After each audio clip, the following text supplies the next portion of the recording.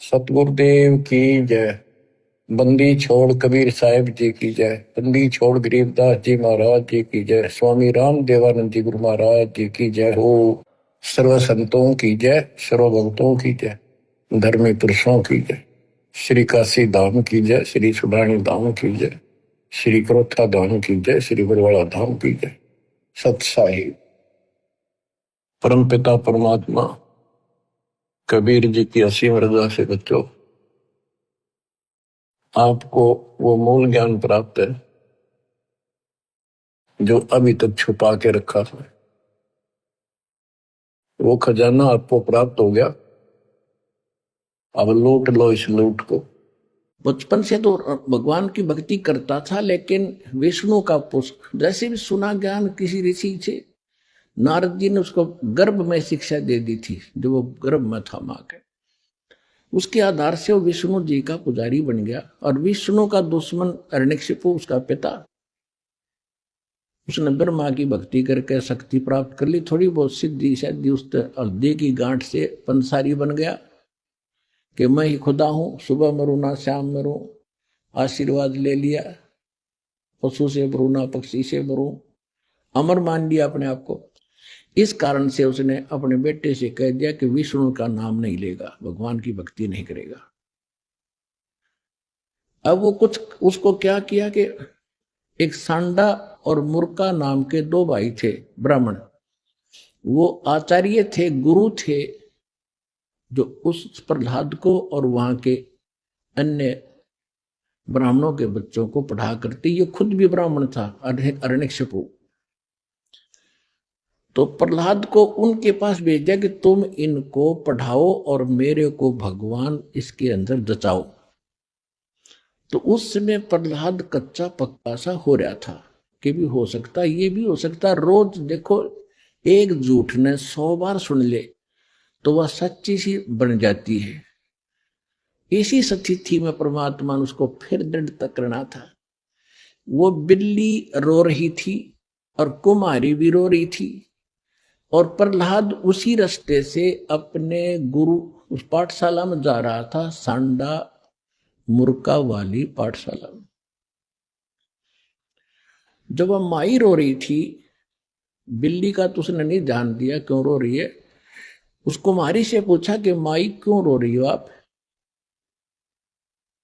बताओ। उसको पता था राजा का लड़का है, बताऊंगी कि महाराज मेरे से गलती बन गई और इस बिल्ली के बच्चे अंधेरे में और किसी मटके में चले गए कच्चे में, अब इसमें आग भयंकर लग गई है, आग चल पड़ी है। पहले कहते हैं ये जो आवा था 1 महीने में पका करता था, और फिर क्या हुआ तो उसने बताया कि 1 महीने तक कभी को छेड़ नहीं सकता, इतनी अग्नि होती है इसमें। तो माई ने उस प्रहलाद ने पूछा फिर आप कैसे रक्षा करोगे, कि भगवान करेगा, अब मनुष्य नहीं कर सकता, अब जीव नहीं रक्षा कर सकता, अब तो राजा भी नहीं कर सकता। राजा मान ले सैनिकों को बुलाकर मटके तो बुझा सके, मटके निकाल सके, लेकिन वो तो मर लेंगे, इतने एक का जल में मर जाएंगे वो बेचारे। तो भगवान ही बचा सकता है। क्या माई भगवान, भगवान विष्णु जिससे वो भगवान है, यानी क्या माई भगवान इतना तक ताकतवर है कि वहां भी रक्षा कर देता है? कहां बेटा। हाँ महाराज, परमात्मा इसीलिए कहते हैं। कहने लगा माई जब तुम ये आवा तुम्हारा पक जावे, तो उसने पूछा क्या तुझे विश्वास है माई कि ऐसा होगा? हाँ मुझे पूरा विश्वास है अपने भगवान पर। तो उसने, प्रहलाद ने कहा कि जब तुम्हारा ये आवा पक जावे, ये किलन भट्ठे मटके पकाने का भट्ठा, उसको आवा बोलते हैं, पूजा आवा। तो जब ये पक जाओ तो मुझे बुलाना, उसके बाद इसको खोलना, और यदि ये बच्चा जीवित पागे तो मैं भी इस भगवान के अतिरिक्त किसी को मानूंगा नहीं, किसी की भी। और नहीं तो भाई खबरदार, आज के बाद तूने राम का नाम यहाँ पर ले दिया, मेरे पिता का नाम लिया करो। उसका रंग टिट गया था थोड़ा सा। तुझे मालूम नहीं मेरे पिता को पता लग गया तेरे को जान से मरवा देगा। तो माई कहने लगी मुझे मालूम है, लेकिन मेरी मजबूरी है, आपके पिताजी भगवान नहीं है और इनको नहीं बचा सकते, मेरा भगवान बचाएगा। इस कारण से क्या हुआ, परमात्मा ने ऐसी अगले ही दिन ऐसी ठंडी हवा चलाई। वो तो लीला थी दाता की। 3 दिन के अंदर, पहले एक महीने में पकता था, 40 दिन में, 3 दिन में आवा पक कर तैयार हो गया और आग बुझ गई, कति ठंडी होगी। अब राजा के लड़के का आदेश था, जब प्रहलाद आया पाठशाला में जाने के लिए, कहा महाराज आज आवा मालिक की दया से 3 दिन में पक गया, आज हम इसको खोलेंगे। प्रहलाद वहीं बैठ गया और खोलो। वो निकाला, एक मटके में जिसमें वो बच्चे थे उसका अग्नि की आंच भी नहीं लगी थी, न्यू का न्यू कच्चा था, बच्चे सुरक्षित थे।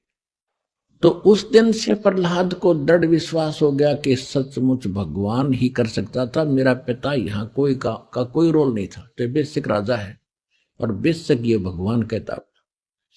तो उसके बाद सांडा मूर्खा को भी उसने कह दिया था कि गुरुदेव आप गलत गाइड कर रहे हो, मेरा पिता भगवान नहीं है, भगवान तो भगवान ही होता है, मैं उसी की भक्ति करूंगा। उसके बाद फिर पिता पुत्र की ठनगी थी। हाय हाय, गरीबदास साहिब जी को परमात्मा कबीर जी मिले थे, सारा कुछ दिखा के गरीबदास जी को वापस छोड़ा था, पूरे ज्ञान योग से परिपूर्ण कर दिया था। तब उसने कहा था कि प्रहलाद पैज परवान करी। प्रहलाद ने जो दृढ़ता कर ली थी, प्रतिज्ञा कर ली थी कि मैं भगवान की भक्ति करूंगा, हिरण्यकशिपु की नहीं करूंगा। बाप तो है लेकिन भगवान नहीं है। कहते हैं उसकी जो पैज थी, प्रतिज्ञा थी, उसको परवान करना यानी उसको सिरे चढ़ाया, उसकी रक्षा की, उसको सफल बनाया। और दीन दयाल कबीर भगवान दया कर उतरे, वहां से अवतरित हुए ऊपर सतलोक से, और हिरण्यकशिपु उदर विदारे, हिरण्यकशिपु के पेट पाड़ के आंत काट दी बाहर, नरसिंह रूप बना के। अपना आत्मा ये है तत्व ज्ञान। अब धीरे धीरे आपके कत्ती देखो, वो जूठा फेट हो रहा था, वो तो नकली पेंट था, अब ये रेग मार लगा रहा दास साथ में, और ये असली पेंट ही वो होगा अपने, और ये कभी नहीं उतरेगा। सत साहिब जी, आपने सुने जगत गुरु तत्वदर्शी संत रामपाल जी महाराज जी के मंगल पर वचन। तो आइए देखते हैं इस वीडियो के माध्यम से संसार में होली क्यों मनाई जाती है और होली मनाने का सही तरीका।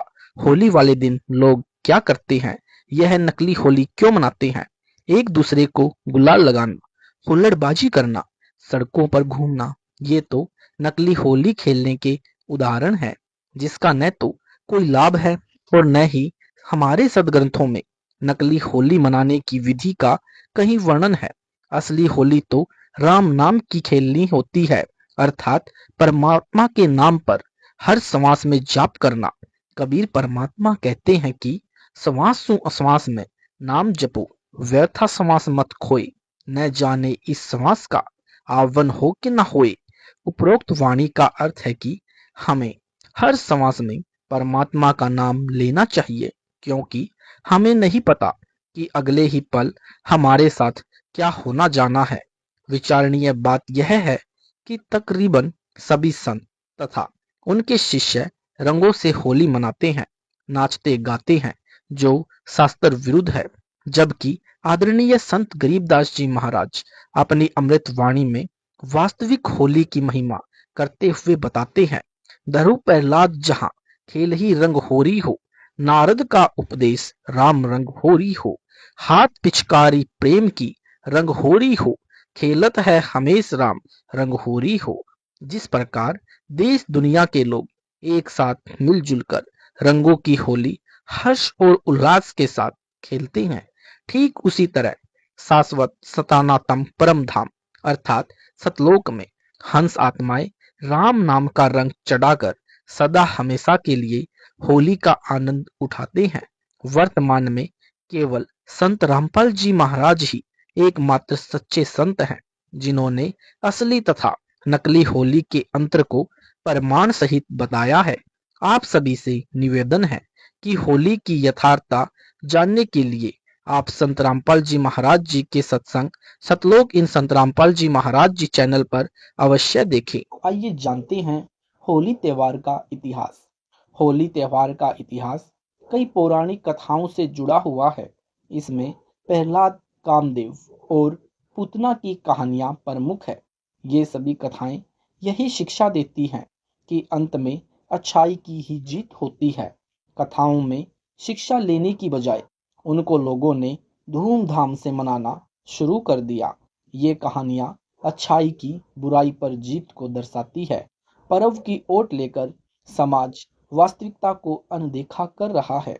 होली पर जाने भक्त प्रहलाद की सत्य कथा।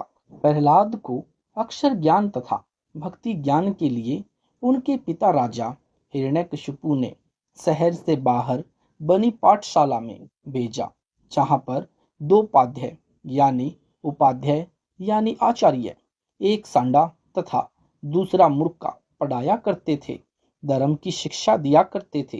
हिरण्यकशिपु के आदेश से सबको हिरण्यकशिपु नाम जाप करने का मंत्र बताते थे। कहते थे कि राम विष्णु नाम या अन्य किसी भी देव का नाम नहीं जपना है। हिरण्यकशिपु यानी हिरण्यकशिपु ही परमात्मा है। प्रहलाद भी अपने पिता का नाम जाप करते थे। यदि कोई हिरण्यकशिपु के स्थान पर राम राम या अन्य जो प्रभु के हैं जाप करता मिल जाता तो उसे मौत की सजा सबके सामने दी जाती थी। यानी होली हमें ऐसे मनानी चाहिए। होली मनाने का सही तरीका। पाठशाला के रास्ते में एक कुम्हार ने मटके पकाने के लिए आवे रखे थे। उन्हें लकड़ी तथा उपलों में ढक रखा था। सुबह अग्नि लगानी थी। रात्रि में एक बिल्ली ने अपने बच्चे उसी आवे में एक मटके में रख दिए। प्रातःकाल बिल्ली अन्य घर में भोजन के लिए चली गई। कुम्हार ने आवे की अग्नि लगा दी। आग प्रबल होकर जलने लगी। कुछ समय पश्चात बिल्ली आई और अपने बच्चे को आपत्ति में देखकर मियाऊं मियाऊं करने लगी। कुम्हारी को समझते देर ना लगी।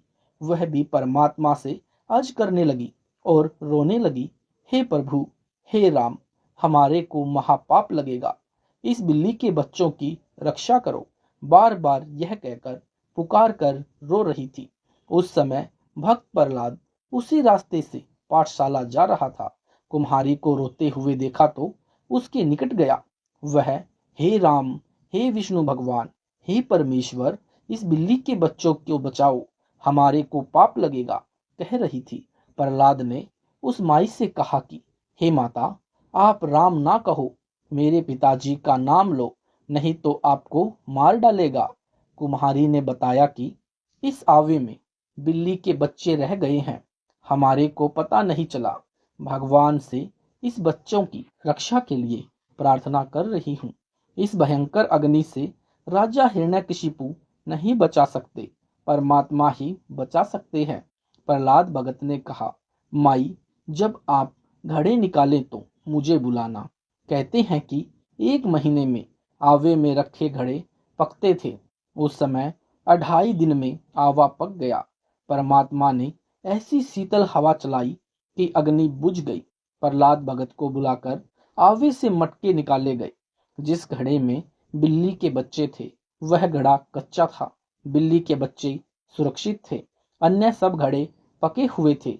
यह दृश्य देखकर प्रहलाद ने मान लिया कि ऐसी विकट परिस्थिति में मानव कुछ नहीं कर सकता, परमात्मा ही समर्थ है। कुम्हारी से भक्त प्रहलाद जी ने कहा था कि माता जी, यदि भगवान ने बिल्ली के बच्चे बचा दिए तो मैं भी परमात्मा का ही नाम जपा करूंगा, अपने पिता का नाम जाप नहीं करूंगा।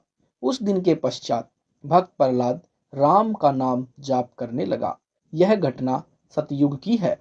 श्री रामचंद्र पुत्र दशरथ जी का तो तब जन्म भी नहीं हुआ था, जब सांडा तथा मूर्खा अध्यापकों को पता चला कि प्रहलाद राम का जाप करता है तो उसे बहुत समझाया कि आप हिरण्यकशिपु राजा का नाम जाप करो। प्रहलाद ने कहा कि गुरुदेव, मेरे पिता मानव हैं, राजा हैं, परंतु भगवान नहीं है। विशेष परिस्थिति में परमात्मा ही रक्षा कर सकता है। जीव कल्याण भी परमात्मा से हो सकता है। राजा जनता को क्या देता है? उल्टा कर यानी टैक्स जनता से लेता है। परमात्मा सबका पालन करता है, वर्षा करता है तो धन्य धान्य से मानव परिपूर्ण होता है। राजा होना अनिवार्य है, परंतु अन्याय नहीं होना चाहिए। राजा कानून व्यवस्था बनाने के लिए बनाया जाता है। प्रजा की बदमाशों से रक्षा करना राजा का परम कर्तव्य है। राजा को परमात्मा की भक्ति से ही राज्य प्राप्त होता है। राजा यदि प्रजा को तंग करता है तो परमात्मा उसे दंड देता है, नरक में डालता है, फिर पशु पक्षियों की योनियों में कष्ट उठाता है। इसलिए राजा को भी परमात्मा का नाम लेना चाहिए, परमात्मा से डरकर काम करना चाहिए। सांडा ने कहा, राजकुमार, आप हमारे शिष्य हैं, गुरु नहीं। आप हमें शिक्षा दे रहे हो। प्रहलाद ने कहा, क्षमा करो गुरुदेव, मैं आपको शिक्षा नहीं दे रहा, राजा का धर्म बता रहा हूँ। मूर्खा पांडे ने कहा, हे राजकुमार, यह ज्ञान आपको किसने करवाया? प्रहलाद ने कहा, गुरुदेव, मुझे पिछली याद ताजा हो गई है। जब मैं माता के गर्भ में था, नारद जी मेरे पास आए थे, यानी सूक्ष्म रूप बनाकर उन्होंने मुझे परमात्मा की महिमा तथा मानव कर्तव्य बताया था। मुझे नाम भी जाप करने को दिया था। अब मैं वही जाप किया करूंगा। सांडा मूर्खा पंडितों ने राजा को बताया कि आपका पुत्र राम का नाम जाप करता है, हमारी बात नहीं मानता। हम शिक्षा देते हैं तो हमारे को ही ज्ञान सुनाने लगता है। हिरण्यकशिपु ने बुलाकर राम का नाम न जपने को कहा तो प्रहलाद ने स्पष्ट कहा, पिताजी, परमात्मा ही समर्थ है। प्रत्येक कष्ट से परमात्मा ही बचा सकता है, मानव समर्थ नहीं है। यदि कोई भक्त साधना करके कुछ शक्ति परमात्मा से प्राप्त कर लेता है तो वह सामान्य व्यक्तियों में तो उत्तम हो जाता है, परंतु परमात्मा से उत्तम नहीं हो सकता। परमात्मा ही श्रेष्ठ है, वही समर्थ है। यह बात भक्त प्रहलाद से सुनकर अहंकारी हिरण्यकशिपु क्रोध से लाल हो गया और नौकरों सिपाहियों से बोला कि इसको ले जाओ मेरी आंखों के सामने से और जंगल में सर्पों में डाल आओ। सर्प के डसने से यह मर जाएगा। ऐसा ही किया गया, परंतु प्रहलाद मरा नहीं, सर्पों ने डसा नहीं, आराम से सो रहा था। सुबह धूप से बचने के लिए सर्प प्रहलाद भगत पर अपने फन फैलाकर छाया किए हुए थे। राजा ने कहा कि जाओ जंगल से सब उठा लाओ। सिपाही गए तो प्रहलाद सुरक्षित था। सर्प इधर उधर चले गए। सिपाहियों ने सब देख लिया था। प्रहलाद को मरा जान उठाने लगे तो प्रहलाद अपने आप उठ खड़ा हुआ। प्रहलाद की आयु 10 वर्ष थी। फिर पर्वत से फेंकवाया। प्रहलाद फूलों के घने पौधों के ऊपर गिरा, मरा नहीं। फिर प्रहलाद की बुआ होलिका अपने भाई हिरण्यकशिपु की आज्ञा से चिता के ऊपर प्रहलाद जी को गोद में लेकर बैठ गई। होलिका के पास एक चादर थी, उसको ओढ़कर यदि अग्नि में प्रवेश कर जाए तो व्यक्ति जलता नहीं था। उस चादर को ओढ़कर अपने को पूरा ढककर प्रहलाद को उससे बाहर गोडों में बैठा लिया। कहा, बेटा देख, मैं भी तो बैठी हूँ, कुछ नहीं होगा तेरे को। अग्नि लगा दी गई। परमात्मा ने शीतल पवन चलाई, तेज आंधी आई। होलिका के शरीर से चादर उड़कर प्रहलाद भगत पूरा ढक गया। होलिका जलकर राख हो गई। भक्त को आंच नहीं आई। प्रहलाद जी का विश्वास बढ़ता चला गया। ऐसे ऐसे 84 कष्ट भक्त प्रहलाद को दिए गए, परंतु परमात्मा ने भक्त के विश्वास को देखकर उसकी दृढ़ता से प्रसन्न होकर उसके पतिव्रता धर्म से प्रभावित होकर प्रत्येक संकट में उसकी सहायता की। हिरण्यकशिपु ने श्री ब्रह्मा जी की भक्ति करके वरदान प्राप्त कर रखा था कि मैं सुबह मरूं ना शाम को मरूं, दिन में मरूं न रात्रि में मरूं, 12 महीने में से किसी में ना मरूं, न अस्त्र शस्त्र से मरूं, पृथ्वी पर मरूं ना आकाश में मरूं, न पशु से मरूं ना पक्षी से मरूं, न कीट से मरूं न मानव से मरूं, न घर में मरूं न बाहर मरूं। हिरण्यकशिपु ने प्रहलाद को मारने के लिए एक लोहे का खंबा अग्नि से गर्म करके तथा तपाकर लाल कर दिया। प्रहलाद जी को उस खंबे के पास खड़ा करके हिरण्यकशिपु ने कहा कि क्या तेरा प्रभु इस तपते खंबे से भी तेरी जलने से रक्षा कर देगा? हजारों दर्शक यह अत्याचार देख रहे थे। प्रहलाद भगत भयभीत हो गए कि परमात्मा इस जलते खंबे में कैसे आएगा। उसी समय प्रहलाद ने देखा कि उस खंबे पर बालू कीड़ी यानी भूरे रंग की छोटी छोटी चींटियां पंक्ति बनाकर चल रही थी, ऊपर नीचे आ जा रही थी। प्रहलाद ने विचार किया कि जब चींटियां नहीं जल रही तो मैं भी नहीं जलूंगा। हिरण्यकशिपु ने कहा, प्रहलाद इस खंबे को दोनों हाथों से पकड़कर लिपट, देखूं तेरा भगवान तेरी कैसे रक्षा करता है। यदि खंबा नहीं पकड़ा तो देख यह तलवार, इससे तेरी गर्दन काट दूंगा। डर के कारण प्रहलाद जी ने परमात्मा का नाम स्मरण करके खंबे को पकड़ने के लिए हाथ बढ़ाए। उसी के अंदर से नरसिंह रूप धारण करके प्रभु प्रकट हुए। हिरण्यकशिपु भयभीत होकर भागने लगा। नरसिंह प्रभु ने उसे पकड़कर अपने गोडों यानी घुटनों के पास हवा में लटका दिया। हिरण्यकशिपु चीखने लगा कि मुझे क्षमा कर दो, मैं कभी किसी को नहीं सताऊंगा। तब प्रभु ने कहा, क्या मेरे भक्त ने तेरे से क्षमा याचना नहीं की थी? तूने एक नहीं सुनी, अब तेरी जान पर पड़ी तो डर लग रहा है। हे अपराधी, देख, न मैं मानव हूं न पशु, न तू आकाश में है न पृथ्वी पर, न अभी सुबह है न शाम है, न अभी 12 महीने में से कोई है। यह 13वां महीना है, यानी हरियाणा की भाषा में लोंद का महीना कहते हैं। न मैंने अस्त्र ले रखा है न शस्त्र मेरे पास है। परमात्मा घर के दरवाजे के माध्यम में खड़े होने के कारण बोले कि न मैं घर में हूँ न बाहर हूँ, अब तेरा अंत है। यह कहकर नरसिंह भगवान ने उस राक्षस का पेट फाड़कर आंतें निकाल दी और जमीन पर उस राक्षस को फेंक दिया। प्रहलाद को गोदी में उठाया और जीभ से चाटा यानी प्यार किया। उस नगरी का राजा प्रहलाद बना। विवाह हुआ, एक पुत्र हुआ जिसका नाम बेलोचन यानी विरेचन रखा।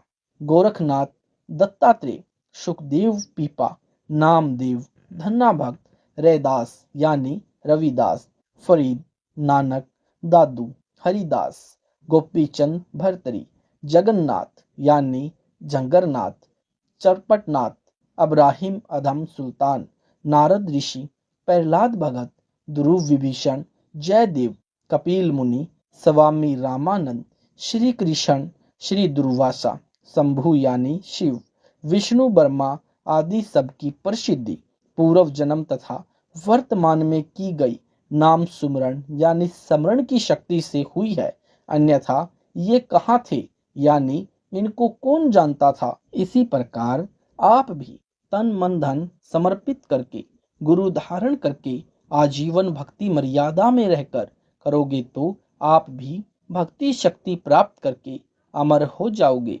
जिन जिन साधनाओं ने यानी जिन जिन साधकों ने जिस जिस देव की साधना की उनको उतनी महिमा मिली। सतभक्ति करने वाले साधकों की रक्षा स्वयं परमात्मा ही करते हैं। गरीब गगन मंडल में रहते हैं, अविनाशी आप अलेख, जुगन जुगन सत्संग है, धर धर खेले भेख। गरीब काया माया खंड है, खंड राज और पाठ, अमर नाम निज बंदगी, सतगुरु में भई साठ। भावार्थ, पूर्ण परमात्मा कबीर जी गगन मंडल यानी आकाश में रहता है, जो अविनाशी अलेख है, यानी अलेख का अर्थ है जो पृथ्वी से देखा नहीं जा सकता, जिसे अविनाशी अव्यक्त गीता अध्याय 8 श्लोक 20 से 23 में कहा है। जैसे कुछ ऋषिजन दिव्य दृष्टि के द्वारा पृथ्वी से स्वर्ग लोक, श्री विष्णु लोक, श्री ब्रह्मा लोक तथा श्री शिव जी के लोक को तथा वहां के देवताओं को तथा ब्रह्मा विष्णु महेश को देख लेते थे, परंतु ब्रह्म काल को तथा उसके ऊपर अक्षर पुरुष तथा परम अक्षर पुरुष यानी अविनाशी अलेख को कोई नहीं देख सकते, जिस कारण से उस परमात्मा का यथार्थ उल्लेख ग्रंथों में नहीं है। यथार्थ वर्ण सूक्ष्म वेद में है, जो स्वयं परमात्मा द्वारा बताया अध्यात्म ज्ञान है। इसलिए उस पूर्ण परमात्मा को अलग कहकर उपमा की है। पूर्ण परमेश्वर को देखने के लिए पूर्ण सतगुरु जी से दीक्षा लेनी होगी, तब सतलोक जाकर ही उसे देखा जा सकता है। वह परमात्मा स्वयं अन्य भेख यानी वेश धारण करके पृथ्वी पर प्रत्येक युग में प्रकट होता है। अपना तत्व ज्ञान यानी चक्रवर्ती ज्ञान स्वयं ही बताता है कि यह सब राजपाट तथा शरीर खंड यानी नाशवान है। केवल सतगुरु से मिलन तथा उनके द्वारा दिया निज नाम यानी सत्य भक्ति मंत्र ही अमर है। यदि सच्चे भक्ति मंत्र प्राप्त नहीं हुए तो अन्य नामों का जाप तथा यज्ञ करना सब व्यर्थ है। गरीब राम रटत नहीं ढील कर, हरदम नाम उचार, अमी महारस पीजिए यो तत् बारंबार। भावार्थ, हे साधक, पूर्ण गुरु से नाम दीक्षा लेकर उस राम के नाम की रटना यानी जाप करने में देरी ना कर। प्रत्येक समास में उस नाम को उच्चार यानी जाप कर। यह स्मरण का अमृत बार बार पी यानी कार्य करते करते तथा कार्य से समय मिलते ही जाप शुरू कर दे। इस अमृत रूपी नाम जाप के अमृत को पीता रहे। यह तत्व यानी भक्ति का सार है। यदि यथार्थ नाम प्राप्त नहीं है तो चाहे पुराणों में वर्णित धार्मिक क्रियाएं करोड़ों गाय दान करो, करोड़ों धर्म यज्ञ, जोनार यानी जीवनवार, किसी लड़के के जन्म पर भोजन कराना करो, चाहे करोड़ों कुएं खुदवाओ, करोड़ों तीर्थों के तालाब को गहरा कराओ, जिससे जम मार यानी काल की चोट यानी कर्म का दंड समाप्त नहीं होगा। विचार कीजिए, क्या गुब्बारे वाली होली कभी प्रहलाद ने अपना जीवन बच जाने की खुशी में मनाई थी? क्या होलिका ने प्रहलाद पर रंग बिखेरे थे? क्या प्रहलाद की नगरी के सभी लोग होली मनाने के लिए भांग और शराब के नशे में डूबकर फिल्मी गानों पर नाचे थे, मिठाई खाई थी? क्या प्रहलाद की नगरी में होली की आड़ में किसी महिला का बलात्कार हुआ था? सत साहिब जी, ये वीडियो आपको अच्छा लगा है तो वीडियो को लाइक करें, शेयर करें, कमेंट करें। ऐसी ही वीडियो देखने के लिए यूट्यूब पर सतलोक इन संत रामपाल जी महाराज जी चैनल को सब्सक्राइब जरूर करें।